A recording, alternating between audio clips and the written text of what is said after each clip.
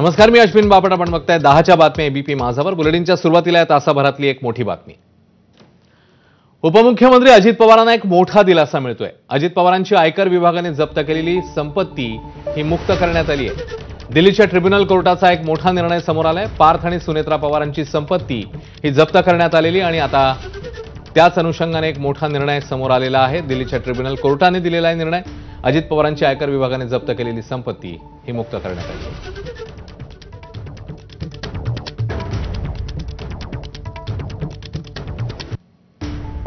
तर दिल्लीच्या ट्रिब्युनल कोर्टाने या संदर्भातला निर्णय दिलेला आहे. उपमुख्यमंत्री अजित पवार यांना हा एक मोठा दिलासा मानला जातोय. आयकर विभागाने जप्त केलेली संपत्ती आता मुक्त करण्यात आली आहे.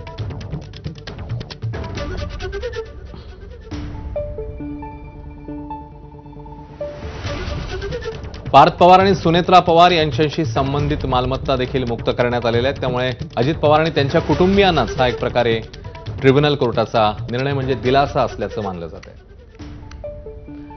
गणेश ठाकूर आपल्याला अधिकची माहिती देतील. गणेश, हा निर्णय अजित पवारांसाठी किती दिलासादायी आहे? गणेश, खूप मोठा दिलासा आहे. आपल्याला माहिती असेल की इन्कम टॅक्स विभागानं ही कारवाई केली होती. बेनामी प्रॉपर्टी संदर्भातली कारवाई होती आणि यामध्ये आता ट्रिब्युनलनंच हे सांगितलेलं आहे की यामध्ये कोणते तथ्य किंवा पुरावे इन्कमच्या विभागाकडनं चौकशीमध्ये समोर येऊ शकले नाहीयेत आणि म्हणून जप्त केलेली प्रॉपर्टी रिलीज करण्यात यावी असं त्यांचं म्हणणं आहे.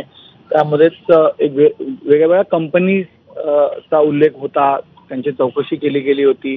त्यांच्याकडून काही डॉक्युमेंट्स प्राप्त झाले होते. त्या डॉक्युमेंट्समध्ये असा आरोप होता की अजित पवार आणि त्यांच्या परिवार म्हणजेच पत्नी सुनेत्रा पवार आणि मुलगा पार्थ पवार यांच्या नावावरच्या ह्या बेनामी प्रॉपर्टीज आहेत आणि यासाठी ते चॅलेंज केलं गेलं होतं इन्कम टॅक्सने. त्या प्रकरणामध्ये मनी लॉन्ड्रिंगच्या प्रकरणामध्ये ते प्रॉपर्टीज जप्त केल्या होत्या आणि ह्या प्रॉपर्टी विरुद्ध किंवा या जप्ती विरुद्ध अजित पवार हे अपीलमध्ये गेले होते. बेनामी ट्रान्झॅक्शन ऍक्ट अंतर्गत ही कारवाई केली होती आणि त्यामध्ये दिल्लीच्या ह्या ऑर्डरकडनं, दिल्लीच्या ट्रिब्युनलकडनं यामध्ये आता ऑर्डर आलेली आहे आणि यामध्ये अजित पवार यांच्या या प्रॉपर्टी रिलीज करण्यात यावा असं ऑर्डर 5 तारखेचा आहे. 5 तारखेला म्हणजे 2 दिवसांपूर्वी, 1 दिवसांपूर्वी ज्या दिवशी शपथ अजित पवार घेत होते त्या दिवशीच हा बेनामी ट्रिब्युनलकडनं ऑर्डर झाली आहे आणि म्हणून जप्त केलेली संपत्ती रिलीज करण्यात यावी अशा प्रकारचे आदेश देण्यात आलेले आहेत आणि त्यानुसार आता एक मोठा दिलासा अजित पवार आणि त्यांच्या कुटुंबियांना आहे.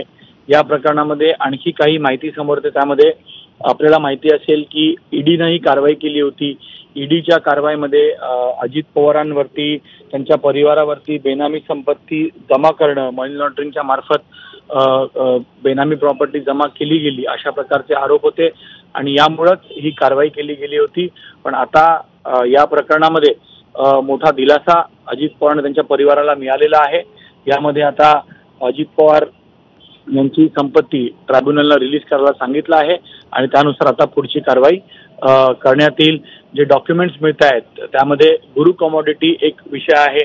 वेगवेगळ्या कंपनीज आहेत. स्पार्किंग सॉइल, निबोध ट्रेडिंग, त्याचबरोबर फायर पॉवर ॲग्री फार्म्स, गुरु कमोडिटी, या वेगवेगळ्या कंपनीज होत्या. या कंपनीमध्ये त्यांची भागीदारी असं म्हटलं गेलं किंवा ते स्लीपिंग पार्टनर असं म्हटलं गेलं आणि या कंपनीनं ज्या ज्या प्रॉपर्टी होल्ड केल्या होत्या त्या प्रॉपर्टीज अजित पवार आणि त्यांच्या कुटुंबियांच्या बेनामी प्रॉपर्टीज आहेत असा उल्लेख केला गेला किंवा तशी केस दाखल केली गेली आणि यामध्ये जवळपास 3 ते 4 वर्ष या हे प्रकरण चाललं. इन्कम टॅक्सने कारवाई केली, मग ट्रिब्युनलला गेले आणि शेवटी अखेर हा निर्णय आलेला आहे आणि हा निर्णय अजित पवारांसाठी, त्यांच्या संपूर्ण कुटुंबासाठी मोठा दिलासादायक आहे.